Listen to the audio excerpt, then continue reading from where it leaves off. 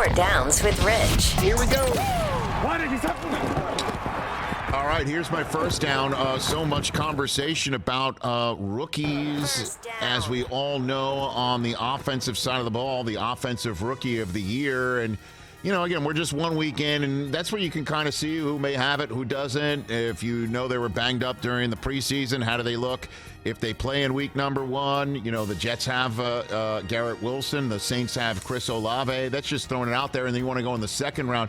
I mean, Christian Watson had one right in his hands and dropped it on Aaron Rodgers. Not the way you want to start off with Aaron Rodgers, but there's still many more games to come. But I'll just say, first down, Drake London looks the part, folks. Number 5 in your program for the Atlanta Falcons. He had just 5 catches, 74 yards, 7 targets for Marcus Mariota. He just looked the part. He looks big. He looks strong. He presents the target. He runs after the catch. He's going to be a problem. And next up for him, the USC Trojan comes right to his old backyard against the Rams. And I think he's going to have a nice Sunday. He's throwing it out there. I know Jalen Ramsey wants to bounce back significantly, but first looks, I liked what I saw out of Drake London for the Atlanta Falcons, and I think the offense was humming against the Saints. I don't think that's an outlier either for Arthur Smith's team.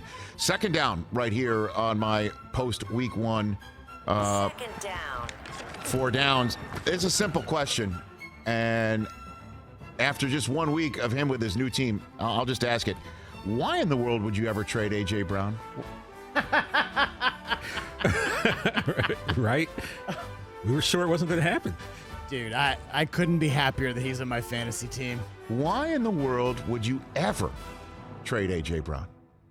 I guess they didn't want to pay him, and they got the same height, weight guy in Traylon Burks, and good luck to him. And I hope he does blossom for the Tennessee Titans, who were points challenged against the Giants. And A.J. Brown, 10 for $155, 13 targets. Okay, thank you. That's Philadelphia Eagles fans. So when are we going to get, somebody who's a game changer at wide receiver? I know Alshon Jeffrey had a minute there. I'm just talking about a big, tall, strong wide receiver that Jalen Hurts, your quarterback, can look for and find. You know what I mean? Yeah. Uh-huh. That's a rhetorical question. Okay. All right, that's second down. Here's third down right here. Third down. Sneaky good attacks. You're not thinking about them. They're sneaky good. So far, 1 weekend, the sneakiest good pass attack in the league may just be the Baltimore Ravens. Everybody overlooking what they're doing. And it's not just Mark Andrews. Hey, look, the Jets on defense looked faster than I have seen them in a while. We've got Sauce Gardner slated to be on Wednesday, our next Rich Eisen show. Quan Alexander's flying around. The pass rush is significant. That first half of the Jets season defensively was a nice check mark. I liked what I saw out of him, and then Lamar starts flinging around. He, by the way, had a no-look touchdown pass that I think if Mahomes threw it would have been on every highlight show, top of mind. Lamar found Rashad Bateman for a touchdown, 2 scores for Texas Longhorn Devin Duvernay. It almost was a great weekend for the Longhorns in current and alumni form. 3 touchdowns in the air for Lamar. And I know Michael Irvin was saying he should have run the football more. Not when you can throw it in the air. I'll take the throwing Lamar over the running Lamar. The running Lamar can happen anytime. Throwing Lamar, I want to see them win games like that, and they did against the Jets defense that came out humming.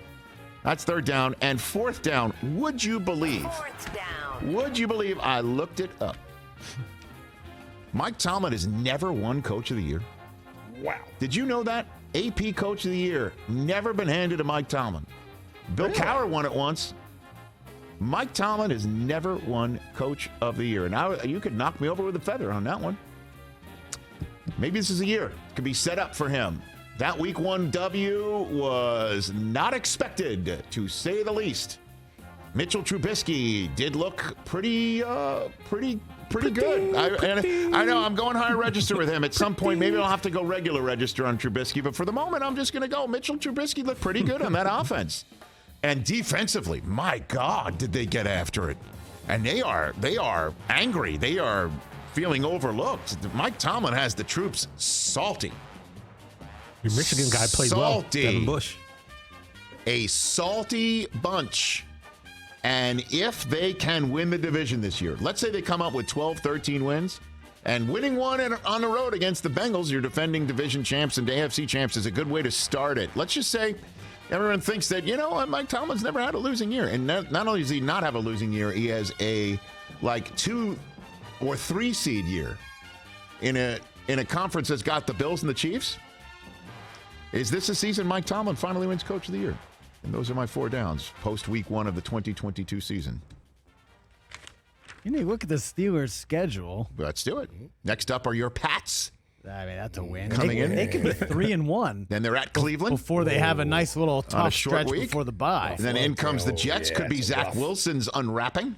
That's a rough 4 in a row. But they're 3-1 before they, really hit it with Buffalo, Tampa, Miami. What if they hit Buffalo in the mouth in the same way that they did week 1 last year? What if they come out with that win that nobody expected? What if the Mitchell Trubisky revenge factor nobody's talking about comes home to roost? In Buffalo, though. That's what happened last year. They beat him in Buffalo last year with Big Ben on one half a leg. True.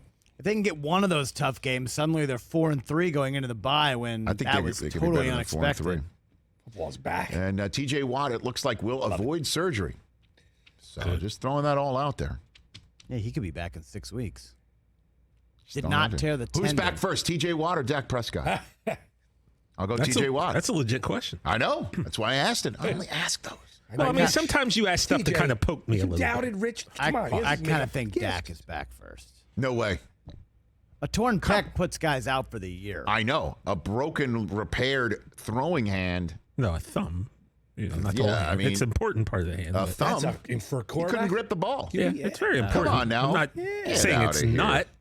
I'm going to say Dak's back first. I'll go T.J. Watt. I just want that on the record. I would put a hard-earned American dollars on it, but you haven't paid off the Kenny Pickett wasn't a top 10 pick bet. He sure has. Top 5? Was it top 5? Top 10. Top 10? Yeah.